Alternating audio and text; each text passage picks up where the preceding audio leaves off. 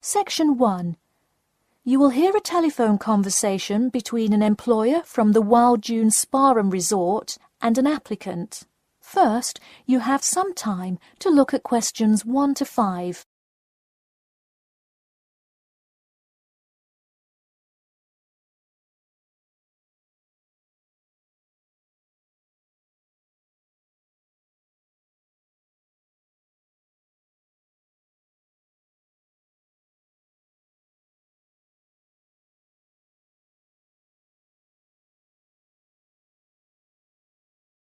You will see that there is an example which has been done for you. On this occasion only, the conversation relating to this will be played first. Hello, is this John Murphy? Hi, yes it is.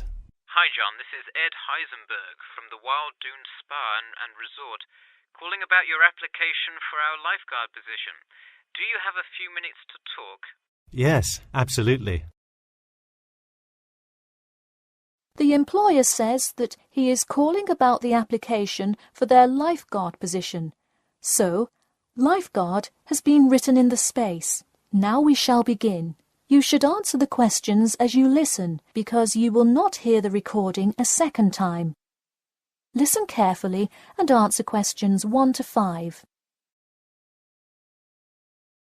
Hello, is this John Murphy? Hi, yes it is. Hi John, this is Ed Heisenberg from the Wild Dune Spa and Resort, calling about your application for our lifeguard position. Do you have a few minutes to talk? Yes, absolutely. Great, could you give me your address? Sure. My address is 45 Elsinore Court. I'm sorry, was that Eleanor? Could you spell that for me? Sure, it's Elsinore. E-L-S-I-N-O-R-E. Okay, thanks. And is this the number we should reach you at in the future? 099885767?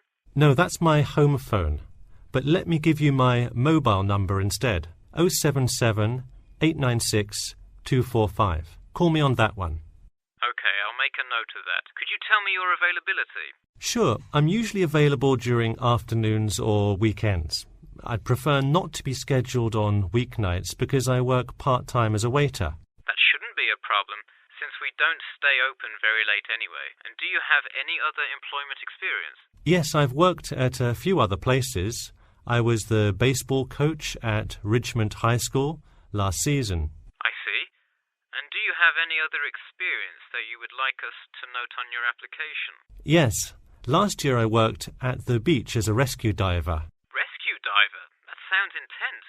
Well, it's really just like being a lifeguard, except in the ocean instead of pool. So kind of like being a lifeguard at the world's largest pool. I see. Before you hear the rest of the conversation, you have some time to look at questions 6 to 10.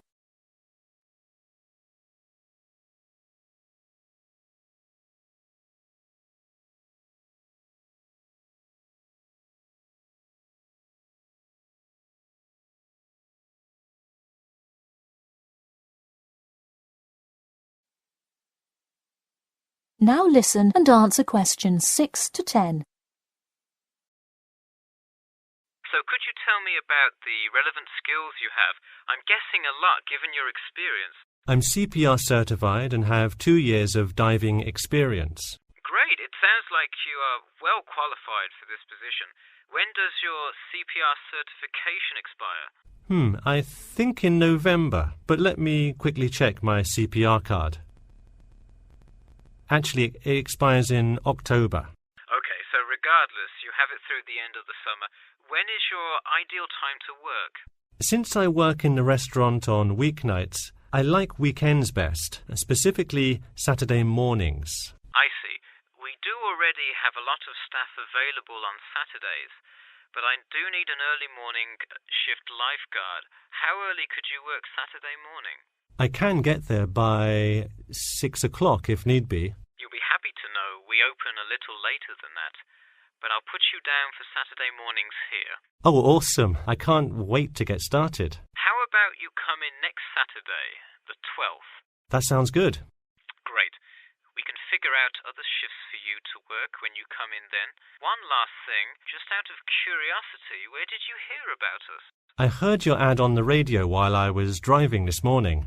You know, I think you're the first person who has responded to our radio ads. It's almost always people who have seen us in the newspaper. Yeah, I don't have time to read through the newspaper every morning. I have plenty of time in the car to listen to radio ads. That makes sense. Well, thanks for your time, and we'll look forward to seeing you on the 12th. That is the end of section 1. You now have half a minute to check your answers.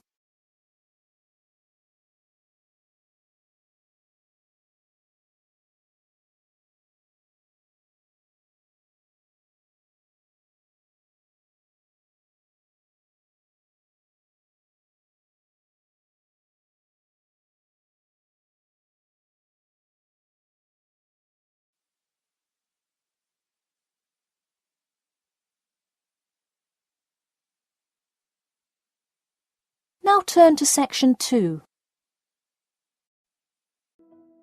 Preparing for Ielts? Still practicing on paper, but planning to take the computer-based test?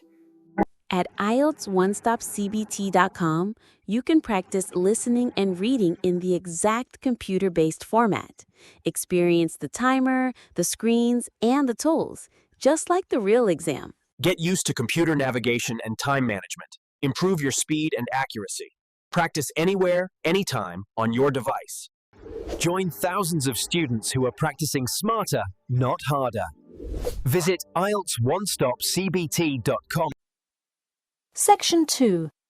You'll hear part of a free class about safety around campus. First, you have some time to look at questions 11 to 14.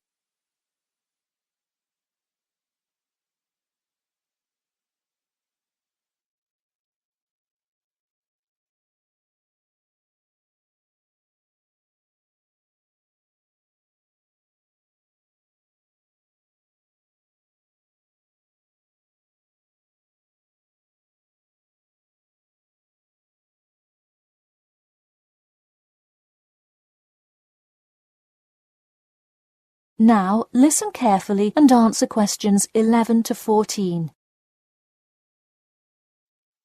Good evening. I'm Geoffrey Miller from the University of Nottingham Student Union, and in this week's free class, Carlos Garcia is going to tell us about safety around campus. Over to you, Carlos. Thank you, Geoffrey, and thank you all for your attendance today. Also, I'd like to thank the Student Union here at the university for organising this lecture.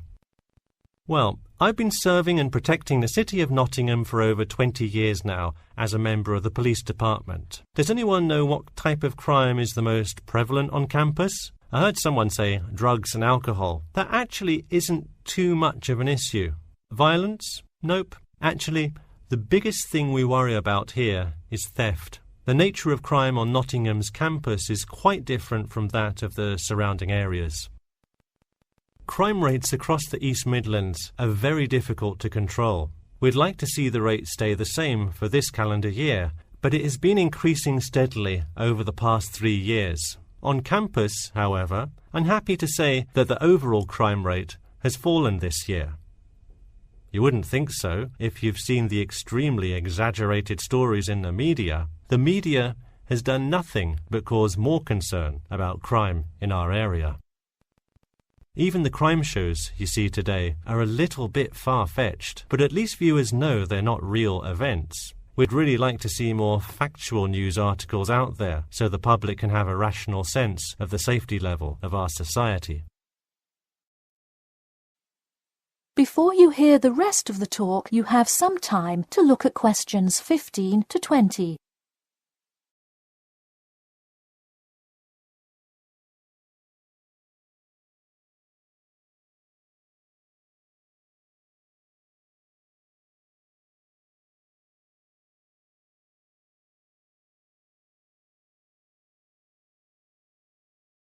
Now listen and answer questions 15 to 20. Okay, let's move on to what to do when you see a crime. Do not get involved if at all possible, And do not draw too much attention to yourself by running away in a conspicuous manner.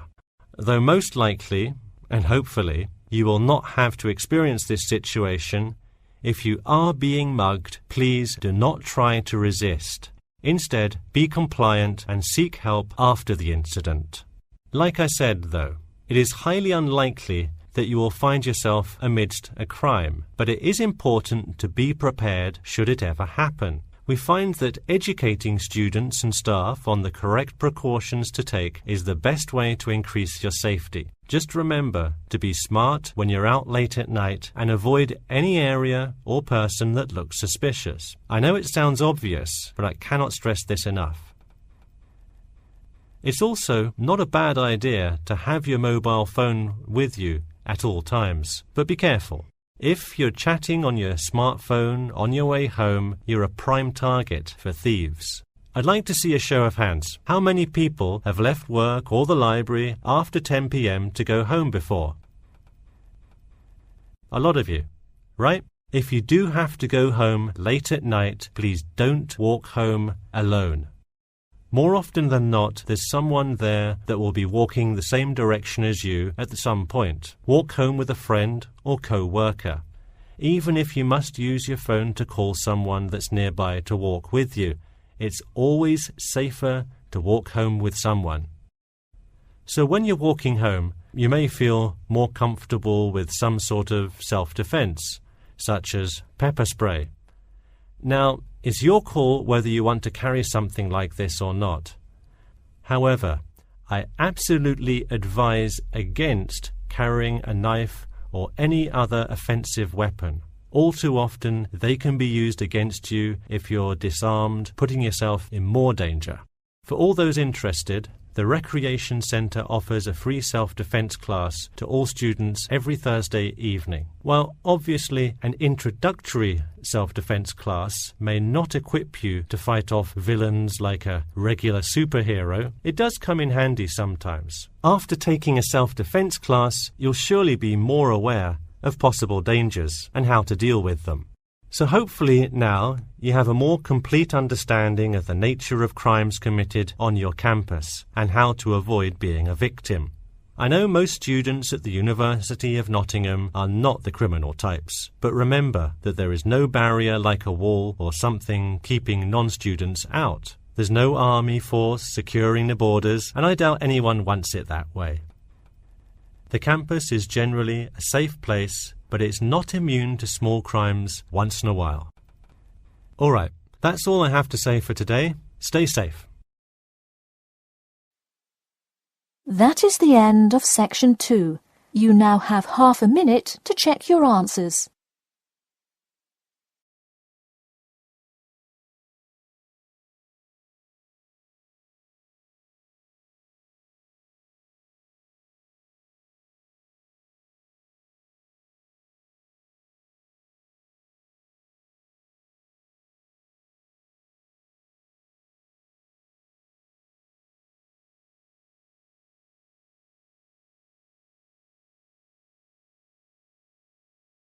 Now turn to section 3.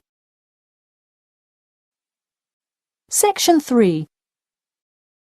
You will hear a student called Bobby talking to his tutor about the research project. First, you have some time to look at questions 21 to 23.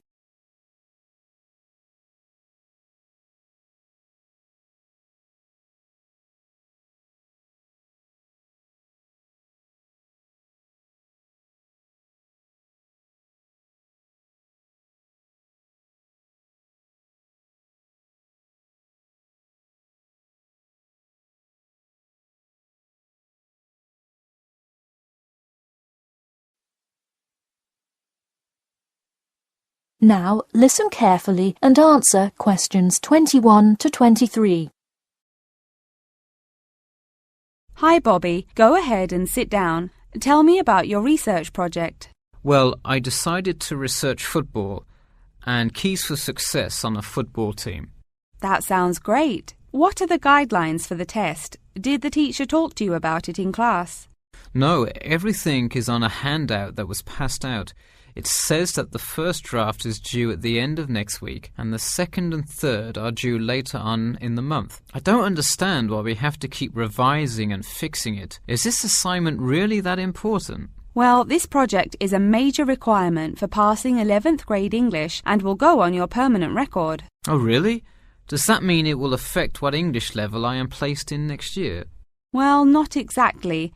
You need a good grade to move on, but it is your overall grade and teacher recommendation that determines what level of English you are placed in next year. Anyway, tell me about your topic choice. Do you play football? Well, actually, it's because my father loves the sport. He watches it every weekend. Cool. It's a good idea to report on something you're interested in. Before you hear the rest of the talk, you have some time to look at questions 24 to 30.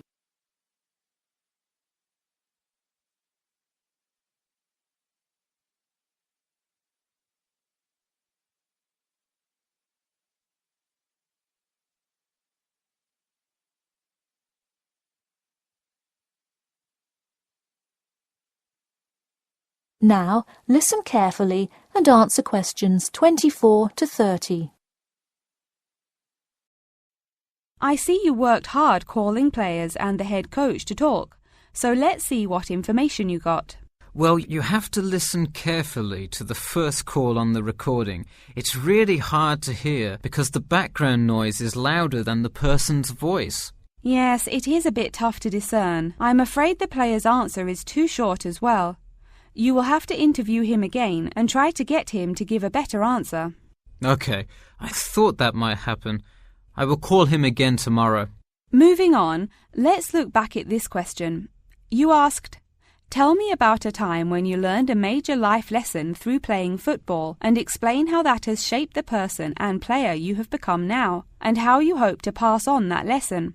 It is a great idea for a question, but in an oral interview it is far too complex. I would advise you to break it up into multiple parts to get a better response. I guess you're right. I wouldn't want to have to provide an answer to a question like that. I will simplify it. I found that when I asked players this question, it took too much time because they were struggling to answer the question completely.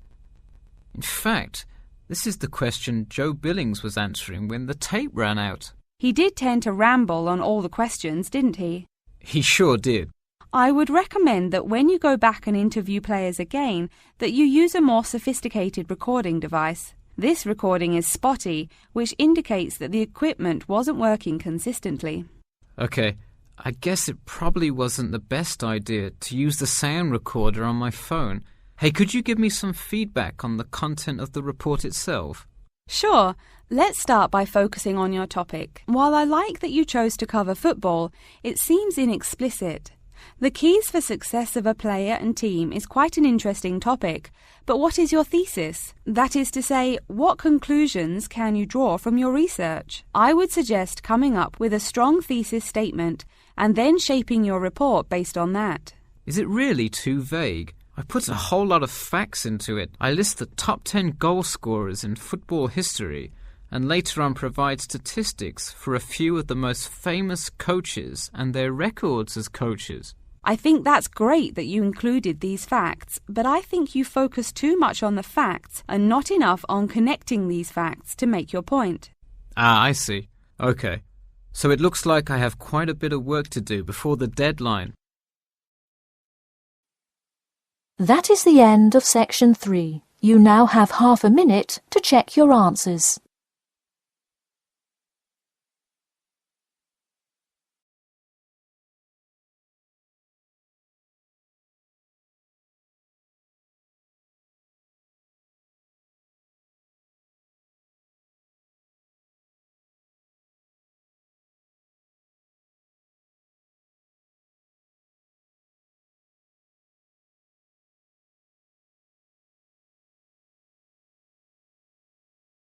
Now turn to section 4.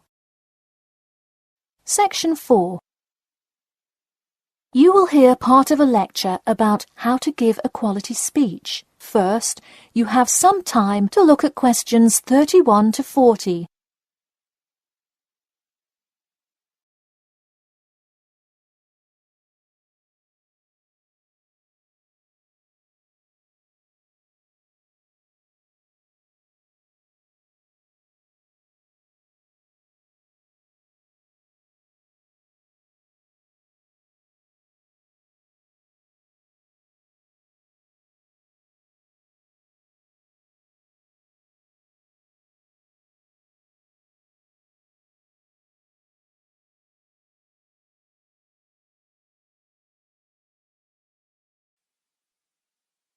Now listen carefully and answer questions 31 to 40. Good morning. Today I am going to cover the daunting task of giving a quality speech, a thought that makes most of us cringe. In fact, 90% of all people feel nervous about public speaking, about 10% of whom are described as genuinely terrified. Hopefully, when we are finished here today, you all will be in the 10% of the population who do not feel nervous at all. Did you know that lecturers tend to get more nervous if the speech they are giving is an important one? It makes sense, right? You probably wouldn't be nearly as nervous to address your residence hall about the proper use of the recycle and compost bins as you might be if you were asked to give the graduation speech to your entire 5,000 student class. So what is it that makes some people completely comfortable in front of crowds? Some people think that the ability to give a good speech is a gift that others are simply born with. This is almost never the case. Public speaking can be learned with practice. The first most important thing you can do to improve your confidence in delivering a speech is to prepare a quality speech. Honestly, while the content of your speech is relatively important, the audience will really only remember the last sentence you say. It is a good idea to structure the rest of your speech to lead up to this last point to really drive your message home. This is a good way to ensure that your speech is well organized.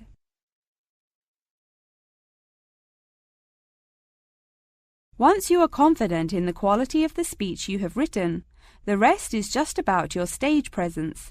Let's go through some do's and don'ts of public speaking. First, you want to command the attention of the room. Do not, I repeat, do not proceed with your speech until the audience is paying attention. Even Martin Luther King Jr.'s I Have a Dream speech wouldn't have made any difference in the world without the undivided attention of his audience. To continue with the I Have a Dream example, one of the reasons that MLK was such an effective orator was his ability to speak with passion and engage with his audience. That sort of charisma does not come from reading straight from paper. Don't get me wrong, it is a good idea to write your main ideas down on a note card, sheet of paper or something. But one factor that will consistently lead to a boring, forgettable speech is writing down your entire speech. Do not write your full speech down. If you are constantly reading your paper, you are not making eye contact with your audience, and thus failing to really express the feeling that goes with your ideas.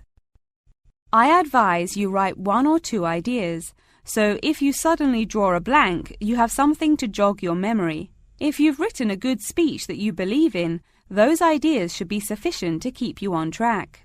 Once you have those ideas written down, give your speech a few practice runs in front of the mirror, into your sound recorder on your phone, or with a friend before it comes time to address a crowd. That way, you can hear how the ideas come across, make sure there are no abrupt transitions, and find out whether you are talking too fast or too slow. Timing is important. Make sure you time yourself beforehand to see how long your speech is. That is pretty much it. With practice, you'll be able to deliver an expert speech that engages and even maybe inspires your audience. Just remember, speak with emotion. No one wants to listen to someone reading from a script. As I come to a close in my speech, I'll point out that I have employed all of these tips that I have covered. I practiced my speech ahead of time and timed it, and I can even show you my one small index card with just 3 simple bullets on it. It's as easy as that.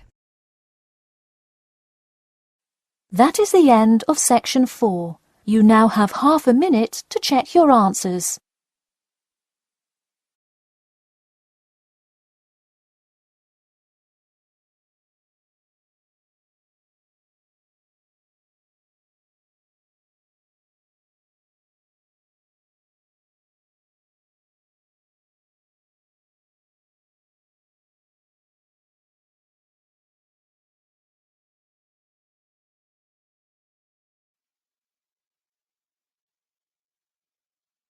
That is the end of the listening test.